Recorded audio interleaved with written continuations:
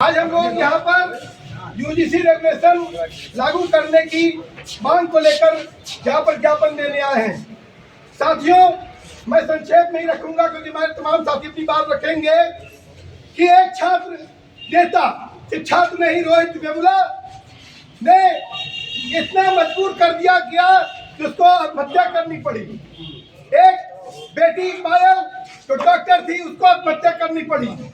एक लड़का दरअसल सोलंकी था, वो IIT का छात्र था और जातिवाद की वजह से इसी मोदी के गुजरात में 6 मंजिला बिल्डिंग से कूद करके उसको आत्महत्या करनी पड़ी। और डेमोक्रेसी में हमारा भाई नजीब, जिसको बात करते हैं लोग कि मुसलमान जो है टायर का पंचर बनाता है, लेकिन वही नजीब जब JNU पहुंचता है तो आज तक उसको गायब कर दिया गया, लेकिन बताया नहीं गया। हमारे बीच में कलीम जमाई साहब हैं, जानते हैं कि देश में विश्वविद्यालयों की स्थिति क्या है। बीरेन भाई जानते हैं कि विश्वविद्यालयों की स्थिति क्या है।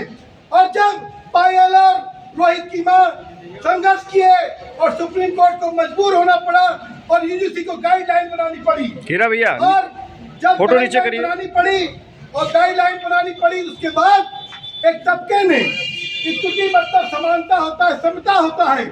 जब इस देश में समता की, समानता की बात हुई, एक तबका उसका विरोध करने लगा और हमारा सुप्रीम कोर्ट ने उस पर स्टे लगा दिया।